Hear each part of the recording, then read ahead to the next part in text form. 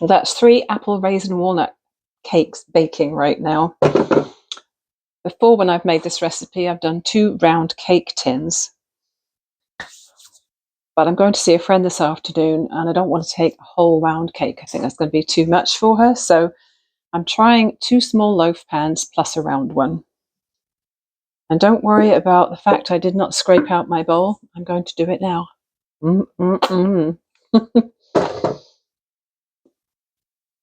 That's pretty yummy. So I made it gluten-free for my friend's benefit. I feel like that little segment was a good ad for Bob's Red Mill. I used their 1-to-1 baking flour and their egg replacer.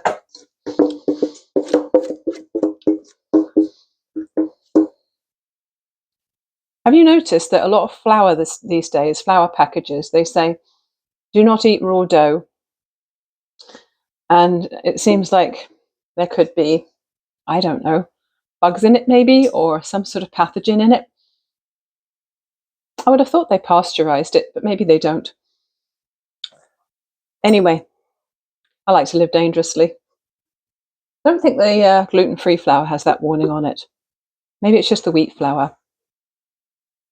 But you know, I have an awesome photograph of my youngest son sitting in the kitchen with the wooden spoon and a bowl in hand, cake batter all over his face. Wonderful memories. And yeah, I'm going to carry on doing what I'm doing and eating raw cake batter out of the bowl when I bake. I think it'll be okay. My acupuncture appointment went on long. I got there early. They took me in, and he stuck 8 needles in the heel of my left hand. Because of course it's the right heel, so they always do the opposite side of the body. And he left me for a long time, and I was very relaxed. Don't think I actually fell asleep, but I was very relaxed. And when I came out, it was 10:25, and I was feeling very, very chilled out. Indeed. So that was good. I was very relaxed. I drove home at a very sedate pace. Felt very calm. So I'm doing this bit of baking right now, and once I've got myself organized, I'll text my friend and see if it's a good time to go over. I also need to pop into the grocery store. Don't really want to do that, but I have to. We're out of bananas and a few other things. I need to do a recycling depot run, but that ain't happening today. Maybe tomorrow. Maybe at the weekend. Who knows? Sometimes cake batter doesn't taste good. It tastes wonderful baked, but it doesn't taste good raw. This one tastes really good raw.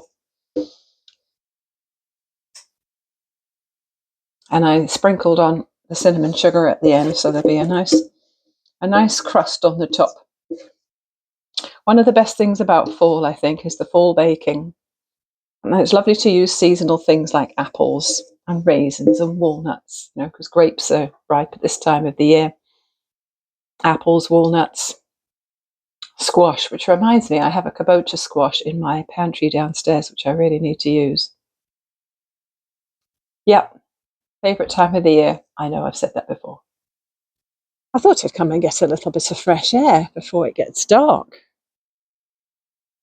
The sun has just about gone behind the mountain. It's behind some cloud as well, so we're losing it right now.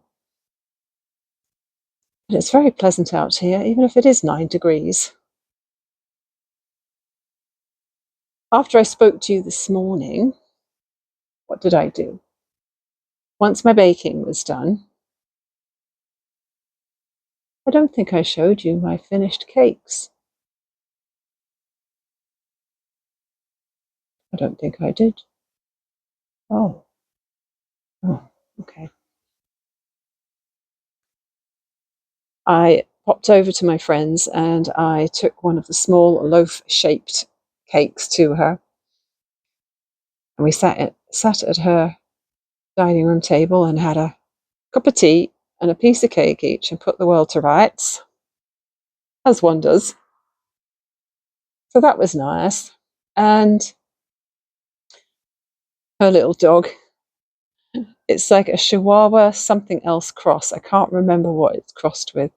It's a little neurotic and it barks at everything and everybody.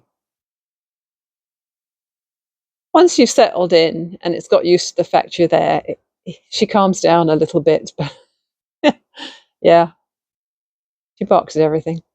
And there was a man working on my friend's deck to try and weatherproof it, ready for the winter, so that when more rain comes and when the snow comes, it doesn't leak into her garage like it has been lately.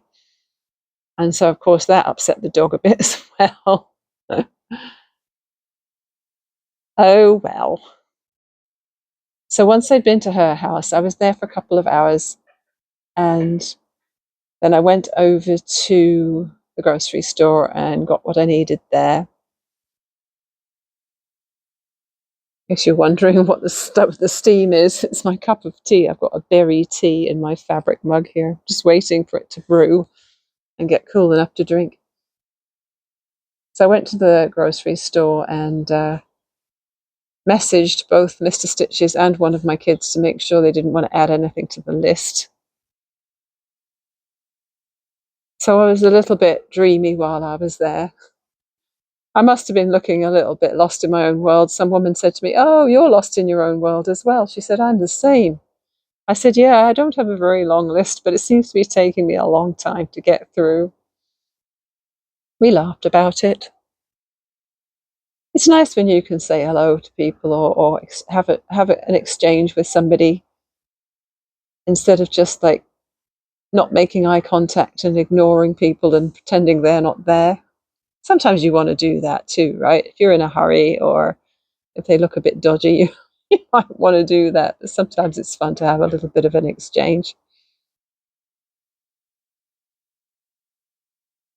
And Mr. Stitches gave me an extra little job to do, which was to pick up a library book that was on hold for him at the local library.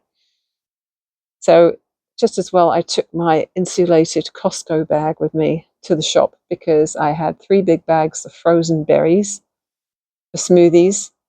So I made sure they were in the insulated bag so that when I went into the library, they didn't get too soft. It was about 12 degrees out at the time, so not super warm, but enough to melt things. So while I was at the library picking up Mr. Stitch's hold, I thought, oh, I'll go and look at the catalogue and maybe see if there's any new crochet or knitting or sewing books. So I logged in onto the computer there. Once I found it, I had to ask the lady. It's a fairly new library, and obviously I had forgotten where the catalogue computer was. Anyway, I found some Christmassy themed books to put on hold and also a few other things. So I'm looking forward to those coming in to pick up. And then I came home. So dinner's on the go right now. I'm going to have to run back in a minute because the lentil dal is probably almost done. And we're having it with a coconut rice recipe that I made up a long time ago that's really easy. You throw coconut milk and water and rice into a bowl, a casserole, covered casserole, with some turmeric and black pepper and salt and a little bit of coconut sugar. So it's very anti-inflammatory because you've got the coconut, natural fattiness, and the black pepper and the turmeric. So I consider it a health food. Absolutely, right? So the coconut rice goes amazingly well with the lentil dal, which also has coconut milk in it. It's funny, I can use coconut milk for 1 day and then I can go 6 months without needing it again. I don't use it a lot, but I like to have it in the pantry. Costco does an amazing deal on a 6-pack of coconut milk cans. And I have washed lots and lots of lettuce for tonight, so we're definitely having salad because we have some romaine hearts in there that are well in need of being used. They still look good, but the date on them, shall we say, is a little in the past. This berry tea is kind of unexciting, but it needs to be used up. My tea cupboard gets so messy, and some things sit in there for months and months and months, and you think, is this ever going to get used? If it has licorice in it, it won't get used by me, as I do not have tea that has licorice in it. I do not eat foods that are aniseedy or fennel-y. Something about them doesn't appeal. And I'm one of those people also who doesn't like cilantro. So yeah, call me picky if you will. I did put spinach into the lentil dal. I don't always. So you can guarantee that youngest son will probably wrinkle up his nose in disgust at the cooked leaves in the dal. It's not that he won't eat spinach. He loves it raw in salads, but he doesn't really like cooked greens, especially if you leave them a little bit big and they kind of trail over the end of your fork or your spoon a little bit. It's probably a mouth feel thing, isn't it? My dad was the picky eater when we were kids. My sister and I ate everything, almost everything that was put in front of us. Almost. I have to qualify it because my mum had a very set rota of meals because she knew we just wanted predictability. Mr. Stitches is banging on the deck door because the timer must be going off. I'll go in a second. What was I saying? Oh, yes. My mum knew that if she got too adventurous with food, that my dad and my sister and I wouldn't eat it. So mostly it was a very predictable meal plan, maybe a 2-week rotation, I don't know. And every now and again she'd try something new. She made a chili once, and it was so hot we couldn't eat it because it burned our mouths off. And then she tried rabbit stew once, but as soon as we found out it was rabbit, it was like, oh, which is ridiculous, really, because we ate all the other animals that she provided quite happily. We had beef burgers and chicken and lamb and pork and all that. But I guess rabbit inspired a feeling of empathy for the animal that the other ones never did. And my dad was funny with his textures. Looking back, if my dad was a kid now, he probably would have been diagnosed as autistic. He didn't like creamy sauces. He didn't want butter and milk in his mashed potatoes, although I think Mum did sneak a bit in anyway. He was never one for creamy sauces. He ate ice cream, but he wouldn't have eaten yogurt if that had been a big thing then. And white sauces were out. Gravy he had, but that was a bit different. It was thin gravy. It wasn't goopy and thick. Yeah. Very plain meat and potatoes kind of guy. Well, I better get back inside and see how dinner's coming along. I realised I reset the timer for the lentil dal, which means I've probably now lost track of the timer for the coconut rice. So I may have to eyeball it for readiness later on. Look at the state of my couch. And it's on the floor as well.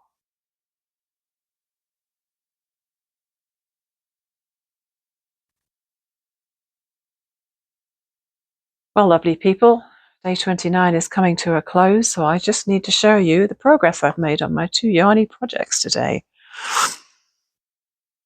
I took the Barley hat to my friends today so that as we were chatting and drinking tea, I could get a little bit of work done.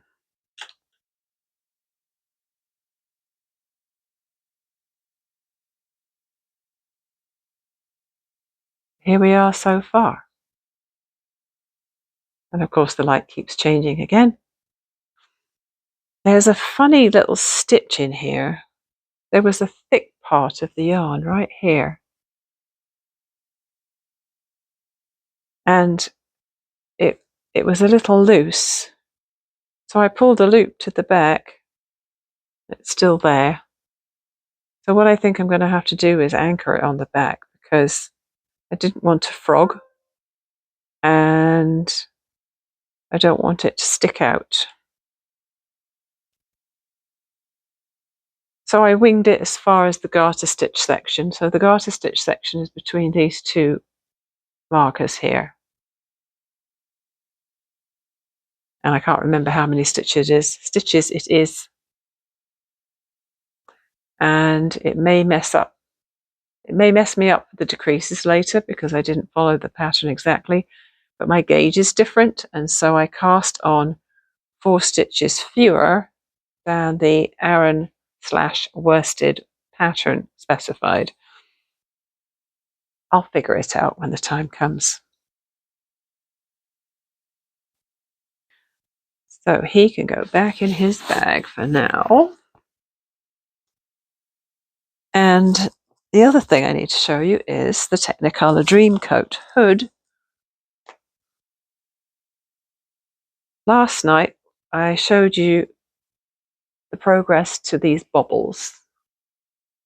So tonight I added a few more rounds and we're getting to a more challenging part. So I added on these basic rounds, but then after this lavender one, there were a couple of red short rows here. Then this lavender section then went all the way around again. It looks kind of messy where these intersections are, unfortunately, but I have the right amount of stitches. So obviously we're getting to the point where there's going to be some shaping so that the hood fits the head better than having just a straight tube.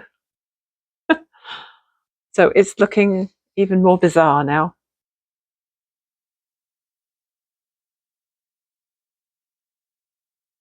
And that's that for my yarn crafts for tonight. Time to say goodnight and get this edited and up for you. So I will see you again tomorrow for day 30.